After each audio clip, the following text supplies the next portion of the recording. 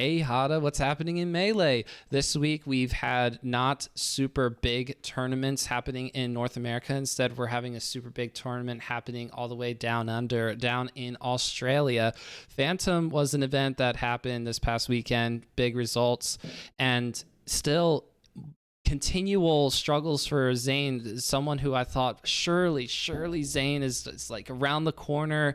And in this particular bracket, what was interesting, Hada, and I'd love to hear your opinion on this as well, is that the typical challenger of Sheik, the character of Sheik, whether it's Plup, Leffen, or Jmook, right, was not present and accounted for in terms of a big way. And so that says to you, okay, well, if Zane has a spacey bracket or fast faller bracket, even if Falcon is still a challenge. I mean, S2J was at Phantom, but even all that aside, this is a Zane event is what I'm getting at, and yet that is not what happened. So, just tell me your thoughts about what happened at Phantom this past weekend. Right. I mean, I thought the top 8 was great. It was a lot. There was, with the exception of your crazy mid-tier and or the Sheiks, there was actually a lot of pretty cool diversity, especially given the player base and everyone who showed up. Polish coming back out, PGH as a region, Pittsburgh coming out really strong. I believe Envy and Polish both won teams. The Beetle King, and then I don't remember if it was the Beetle King and Crike. Crike actually also making top 8. Yes, shout outs to Crike. Super nice person. I met Crike at Pound. Very, very nice. Crike's goated. Love Crike. One of the only white Marths where I'm like, all right, you can wear my white Marth. That's cool. But I love playing as white Marth as well. So Crike's my hero for representing. Yeah, so we had a lot of Marths actually. We had Crike, we had Kadoran as well as Zane, and Polish showed a lot of really interesting tech on edge guarding Marth specifically. Had an amazing set with Lucky. Honestly, my pick of the top 8 sets that weren't the top 4, I think Polish Lucky was an amazing set to watch. And I think that Null actually showed a lot of great stuff against Crike as well. So even your 7th place matches were all really, really solid games to watch. So top 8 for Fandom, just really good viewership experience. And like you're saying, I think that if there was going to be a bracket for Zane to have the best chance, claiming some supremacy back, not saying that Zane isn't your number 1 player right now, but I think with this Phantom win specifically, it's now, I was saying it last podcast, it's now the IBDW Zane tier, the IBDW Jmook tier, or whatever we're at right now. But I think Cody is making a very strong case for being potentially the best player in the world at this exact moment. It helps when you can beat Zane, when you can prove I can double eliminate Zane, which is what happened at this tournament.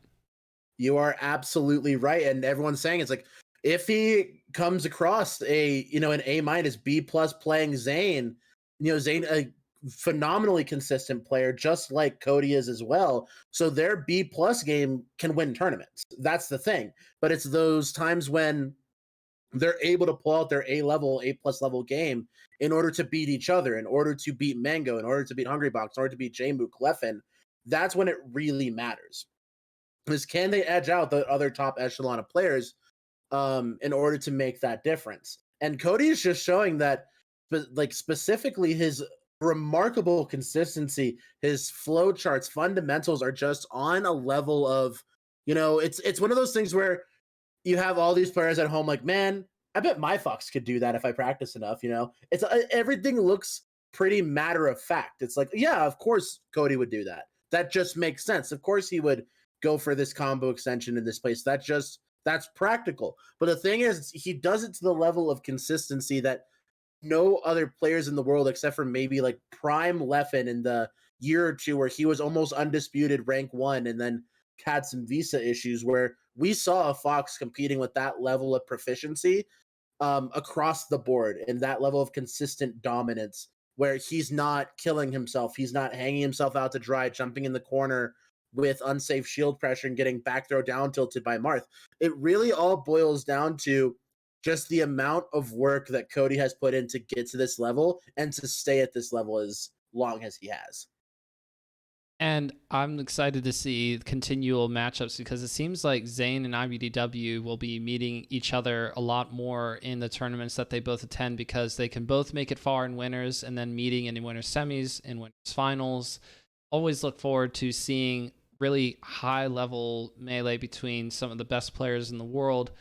A little bit of return to form for Mango, who we will note finished third, and that means that that is Mango's highest placing event that he has attended this year at third place, which is unfortunate for him. But I I finally see a top three that makes sense, because most of this year, when you say here's the projected top three for an event, for Genesis 8 or for Pound or for other events, a surprising person enters the fray, someone who you weren't expecting. We had a year's worth of time where Hungrybox was not pushing for top three at online events, or even when IRL stuff came back. We were really surprised for Summit 11 and for Riptide, but then it started to become less of a thing. Genesis 8 was also something that would be considered a disappointment.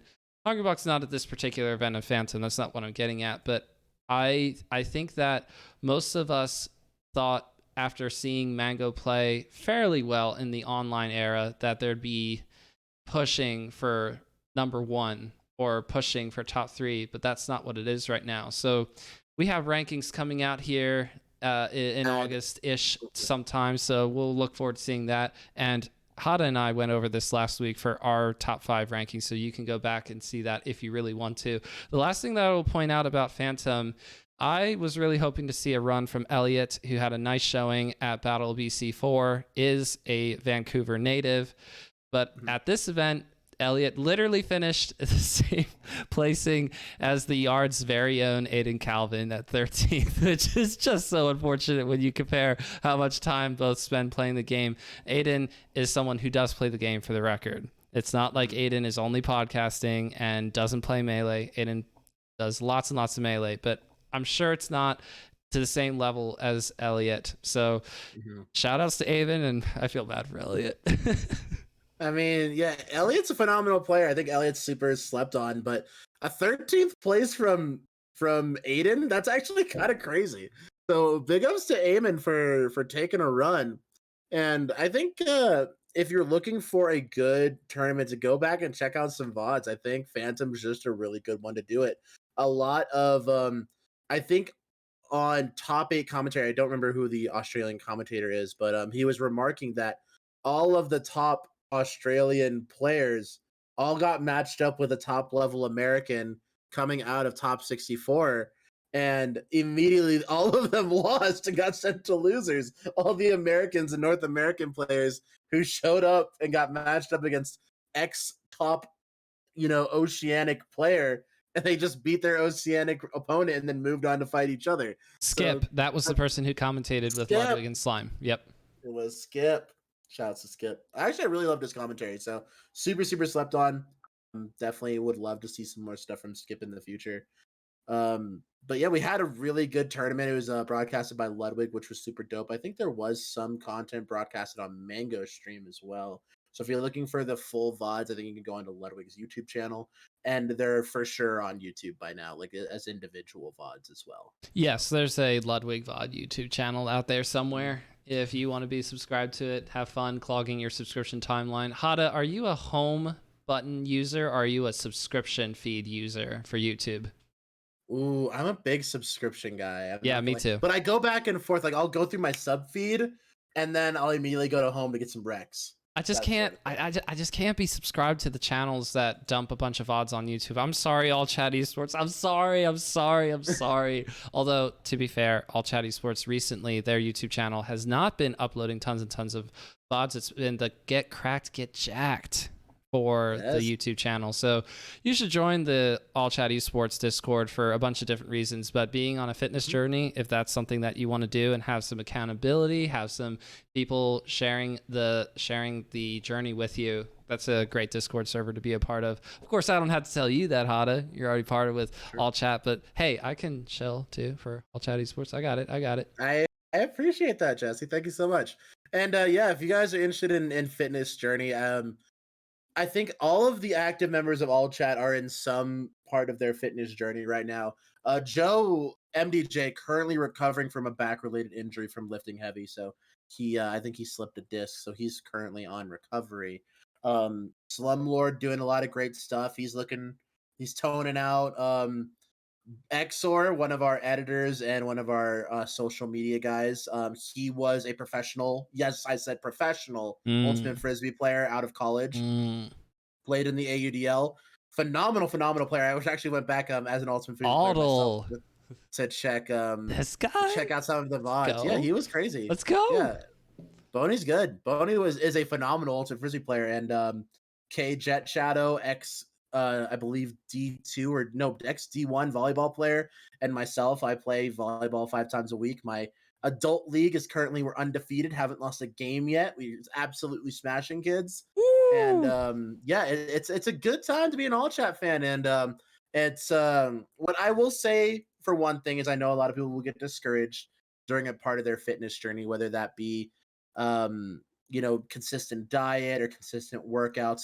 It Take it slow. Take it from me as someone who was an elite athlete at one point. I was a D1 recruit for swimming out of high school, and then decided that I wanted to slow my lifestyle down. I was more sedentary, didn't eat as well, and then I moved back to Colorado and said, all right, the buck stops here.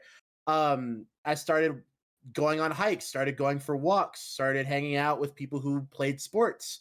And then what's Yeah, cool is that that the helps. melee community in Colorado also plays a lot of sports like Jim Jam, Flim Flam, Tips, Destiny Bond, Fizzwiggle, Fishbait, Conman, DSJ, DD. They all play spike ball, volleyball, ultimate frisbee. They go for hikes. They go rock climbing together. Like, what's cool is in order to make your lifestyle a healthier lifestyle is you do it slow, you implement things one at a time, and you do it so it becomes a slow progression. In the course of this last year, without crash dieting, without killing myself in the gym, I have dropped 8 to 10 waist sizes from my heaviest position in my life, which was right before I moved here. So in about a year and maybe 3 months, I have, thrown out like 4 pairs of pants and bought more progressively. I would get a pair of pants, throw it out, get a pair of pants, throw it out, get a pair of pants, throw it out. So it's one of those things where having that community and having those people who want you to succeed and your lifestyle encourages you to succeed and encourages you to be healthy and to have that great balance, it makes your journey like you don't even have to think about it. It's like I enjoy playing volleyball. I enjoy playing ultimate frisbee. I also enjoy playing video games and watching Netflix and drinking beer and eating pizza. But does that mean I don't have to do one and only have to do the other? Absolutely not. If you can bring in healthy aspects of your life that you enjoy, there's nothing wrong with that. I will also credit that I have a beautiful girlfriend who is vegetarian and very fit. So that's definitely an excellent motivator, and it's also an excellent reason to get in the kitchen more and cook my own food and cook delicious, healthy vegetarian food. But I digress. I was definitely thrusted in that situation. Um, to I guess directly encourage myself to eat healthier, but I also really enjoy cooking. So if you guys need any advice, you have any questions, if you need any motivation, there are some excellent people, excellent resources for accountability as well as any questions you might be having in our Discords. Go to the All Chat Discord. Check out the Get Cracked check out our fitness journey page and feel free to ask away. We're more than happy to help you out. Play cracked, get jacked. There we go. There we go. Now we have a fun topic here to finish out the podcast. This is something that we could spend so much time on, but we have to make it about 12 minutes. We need to give ourselves time to plug as well. But now we're going to talk about Museum of Melee concepts. So this is from Reddit, which occasionally does produce good things. So shout outs to Enaz333 for posting this on the RSSBM subreddit. If there was a Museum of Melee celebrating the history of the game, what would be inside it? So there's lots of responses here on the thread, which if you were to look it up, I'm sure you can find it and go down the rabbit hole of different ideas, concepts, and there's a couple of different ways that you could go about making a Museum of Melee. But so Hada, I'm interested in hearing from you. What kind of format are you looking at? Are you looking at something that's more? Oh wait, I can't think of any museums in the Midwest. I can only go off of what I know. There's like the Met, which is in New York City. Not only Right. has art pieces, but also displays literal artifacts of history, suit of armors from the Middle Ages, and everything else like that. So you don't just have paintings, which is like, but you also have like freaking swords and stuff. So Right. to equate it to Melee, controllers that have won big tournaments, Mhm. that kind of stuff. So but I want to hear from you. What kind of format, what kind of museum do you want it to be kind of focused on when it comes to Melee? I mean, I kind of go back to the idea of having those artifacts and like things that made a substantial change in history and made incredible moments. And just to kick us off with something light, um, S2J's chair when he popped off against Ice at Shine. I think that should be in there. I think that crappy folding chair should be in a glass case and it should be protected. In a more serious note, I think the cape that Isaiah tried so hard to beat Ken at, I think it was like at most 3 in Texas, if I remember Yes. correctly, from the doc. I think that should be in there. I think that'd be a really cool piece of history. I think I saw this on the Reddit thread, but Mango's USA beanie that he wore at MLG Anaheim and the Evo that he won. I think M2K's really gross, really big, obnoxious parka that he used to travel to all the tournaments in and wear all the time. Um, Armada's UGS ball cap, hungry boxes. I think like the controller idea is also a really cool thing. Like having a timeline of controllers in a big old case where it's like you have Ken winning MLG championships, you have PC Chris winning MLG championships, you have you know Mango, Leffen, Armada, Hungry Box, M2K, and all these big corresponding events. Genesis, Big House, Evos, Shine, and then progressing up until now, where probably the biggest controller that we've seen in recent memory would probably be, I guess, in the probably Cody winning Summit or Axe winning Summit. Really big marquee moments to see how that timeline progressed and what that meant for the greater scene. So I would love to hear from you, Jesse. Do you have any good ideas of what you want to enshrine in the Melee Museum? So I like the idea of the museum having exhibits within itself by tournament series, because Genesis, Big House, and I guess even now you're starting to see newer events like Battle of BC start to have their own additions to Melee history. But all that to say, Genesis exhibit, where you go from Genesis 1 all the way through Genesis 8, can display all kinds of moments, and it keeps you within a theme, especially the first 4, where obviously Grand Finals was Mango versus Armada in every single one. But every Genesis event has had some kind of important historical game changing or community changing event occur. So I don't have to go through all of them and tell you. I think most of you know, but with Genesis 1 in particular, it proved after a year and a half ish of Brawl being out and everyone saying, okay, let's play the new game. Okay, let's not. Well, what are we going to do now? And people left. People said, I'll just play Call of Duty or something, I guess, and so on. That there was still a fraction of a community left saying, we're just going to push forward with Melee. And when 2009 came around and when the summer of that year came around, Genesis 1 was the biggest event to that date. And that was when people who were at that event saw Mango versus Armada in grand finals, and Scar somehow getting to winner semis to play against Mango, then getting dumpstered on. It all meant so much, and it set up a lot of storylines that we see even today, even if Armada is retired, but Mango's still kicking and still trying to show why he's the crowned GOAT of the game. So I like the idea of that, and that just entails all kinds of different things. I'd love the idea of there being screens with video, photos, the artifacts, if you will. And I think that for Genesis in particular, since it's been on my mind, I talked to Nathan Sandwich the other night. You'll see that interview come out in the near future ish. I think about that just because of each event having a significant piece. And I think about walking into a museum and I can see Genesis exhibit this way or tickets sales here, whatever. And you can check out like fake ripoff gift shop where they sell sort of like Genesis themed shirts, or you could even buy a like one of the lanyards if you really wanted to, but it says gift shop on it, so it's not truly the real thing, and you just go, oh, I wish I went to one of these. I'll just buy one of the fake lanyards to feel like I'm a part of history. Yeah.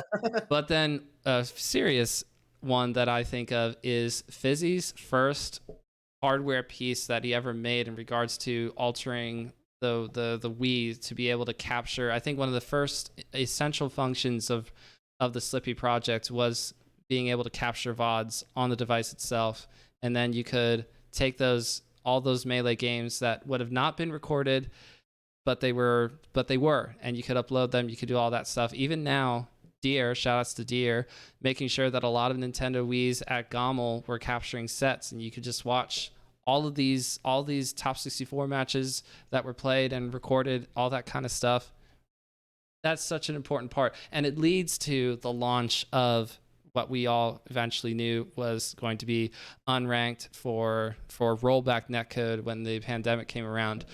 That's a really cool idea to me, that one of the first things that Fizzy made, whatever it was, he posted a picture I think earlier this week of one of the first hardware pieces that he ever made to try to fiddle around and modify Melee.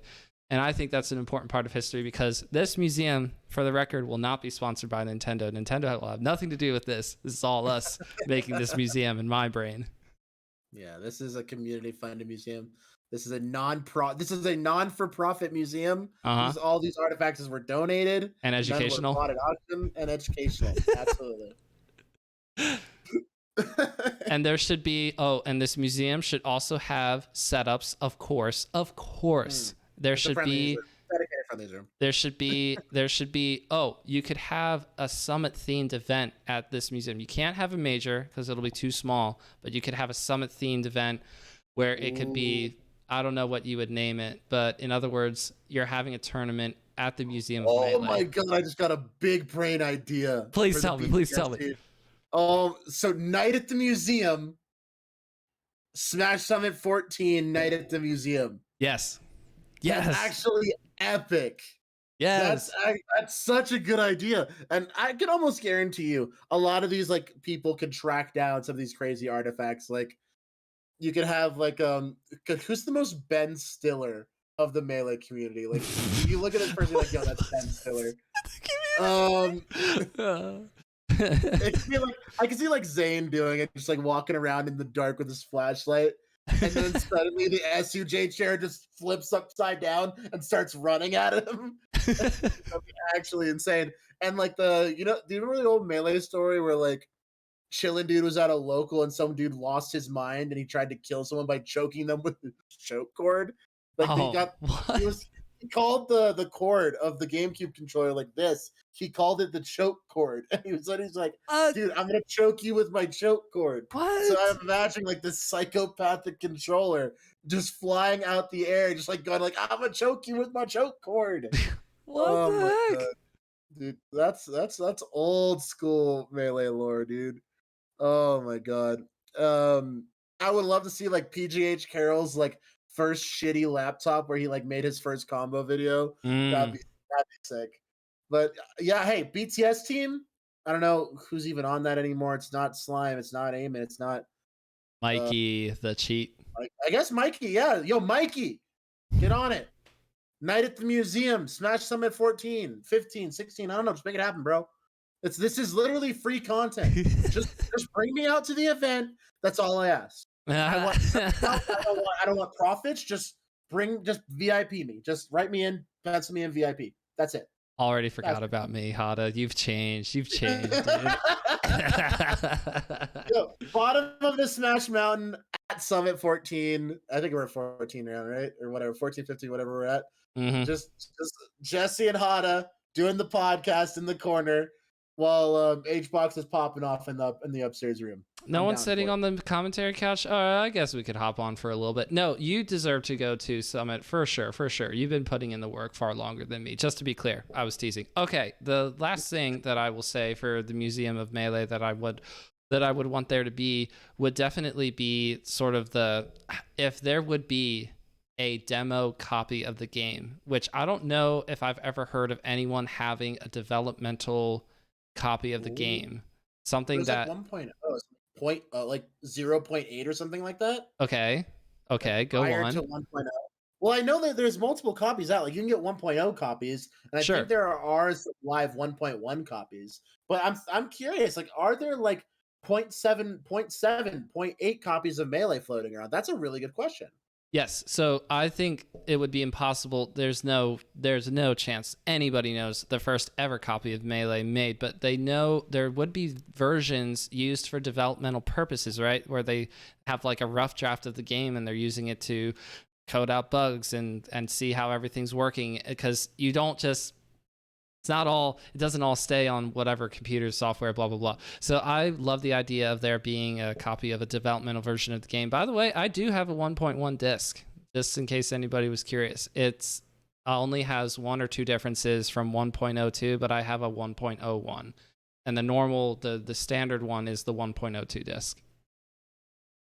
That's crazy. Hey, that's a relic. You need to hang on to that. I offered it to David V. Kemball because I wanted a 1.02. I was like, wait, this is literally, oh no, Uncle Punch won't work with this. I was like, wait, no, why me?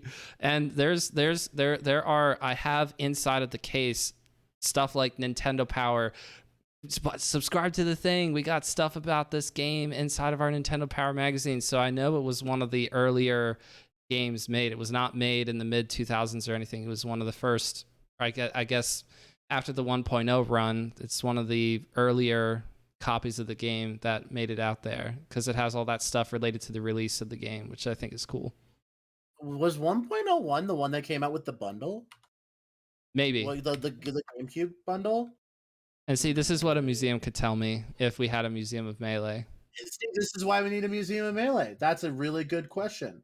So I'm gonna invest to download. How much is a copy of Melee? Oh no, we're running up against it in time. So to summarize, Museum of Melee never going to happen, but we love to think about the idea of there being one someday. Maybe it'll be, oh my gosh, Ludwig. This could be like, put this in your will. The funds of this such and such bequeathment can only be used in the funding of the Museum of Melee project. That'd be dope. Aiden will oversee this project, and then Aiden will make the Sheik exhibit the biggest exhibit in the Museum of Melee museum. All the J-Mook t-shirts are like in the corner. Yeah, Etos already has his frame, so no shot he's going to let that one go. But to anybody else who wore a J-Mook shirt at Genesis 8, yes, there would be a J-Mook shirt at this Museum of Melee for sure.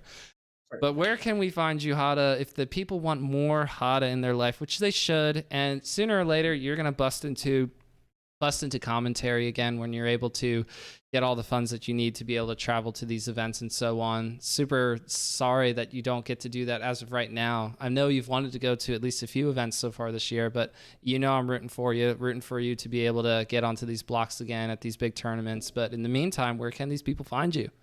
Yeah, it's Twitter and Twitch right now. Got a lot of cool projects in the works. Gonna start playing Immortals. God, what's it called? It's hang on. Give me just 2 seconds. Oh, Multiverses also had a pre-release, but I don't care about that. Yeah, Shout outs to Multiverses. Yeah. So there's a new RTS game. It's very similar to StarCraft called Immortal Lord of Pyre, something like that. And All Chat is, in communication with them while they're in the alpha. And so Trey and I, so the Trash Man, will be learning how to play this game to a competent level and then be one of the go-to looks for professional esports commentary as this game gets out into beta and as this game gets into official release. So if you guys are into RTS games, it's something that I'm gonna be streaming a little bit more and more. Also, you can find me at any of my developments on Twitter. I'm also getting a dog this Saturday. Guys, go check out my Twitter. Go drop some suggestions. We're between naming him either Flapjack, no, yeah, Flapjack, or we're gonna name him Huckleberry. So those are the two names we have right now. But if we get some good ideas, hey, drop some name suggestions on my Twitter. And if you want to do me a huge solid more than anything, yeah, what do we name the dog? What do we name Dog Dad Hada's dog? And so I'm really, really, really excited. But guys, please go check out the most recent episode of Bottom of the Smash Mountain featuring Trey the Trash Man. Also going to get an episode with Nathan Sandwich, and of course, Jesse. You're the major host of this. What's going on? What's the new stuff? So we obviously, yes, Trey the Trash Man is a new episode that we have. If you go onto Linktree and look at Linktree, whatever, /Cypher003, you'll get to see all the links to everything that I'm doing. So the Patreon, the Twitch, the Twitter, the YouTube. I am fairly active in this space. Maybe I'm not making the stuff that the youngins come and see and are super excited to watch you and I talk about Melee Hada, but I'm really enjoying what we're doing over here, and so that's why I'm still doing it, why I still bug you. Hey, can we still get in recordings? And you're always gracious with your time and always putting out great stuff when we're talking. I appreciate you helping me out with this co-hosting. I mean, that's what you're here every week, so you're the literal co-host of our this is like a what's the word? Spinoff. Yes, spinoff project of what's happening in Melee. And so I appreciate you being here with me, Hada. And I'm excited to see what happens this upcoming week for Melee. For me, you will find me at M3 in Baltimore, the monthly in Baltimore on Saturday. We got Bones and Dawson showing out in terms of players that you may or may not know or have heard of before. So if you want to check that stream out, I'm sure it'll be somewhere in my Twitter sphere that I'll say, hey, I'm at this event. This is the Twitch link. Boop. So just follow at BSM Pod and you'll be all set. We also have a controller giveaway happening. I almost forgot to plug that. Oops. So we are doing a controller giveaway with Borg Technology. Now, if you go to @BSMPod on Twitter and look at the pinned tweet, you can see how you can get a fob controller made by Hoborg of Borg Technology. So this is something that you definitely want to check out because the fob controller is taking over the world. Yes, they had kinks with the earlier boards, but this has a brand spanking new one with all the kinks ironed out. And I'm excited to see who wins that controller. I really hope it's somebody domestic and not overseas. But if somebody wins this controller in Germany, because I know there's a couple of German players who have retweeted this, there's a couple of Australian players that have retweeted it, I will figure out a way to get it to you. So no limits to where this controller can go to, okay? And I'm assuming, breakfast! She's being naughty again. She keeps trying to eat. We bought her a brand new bag of food, and I think she tried it and loved it. So she's trying to dig into it. She's being naughty. Yes. Okay. So she just wanted to say goodbye. So guys, please follow Jesse on all of his stuff. Please follow me on all my stuff. Breakfast, you want to say anything? No? Just want to know. All right, and I hope that you all join us next week. See ya. Bye, guys. Take it easy.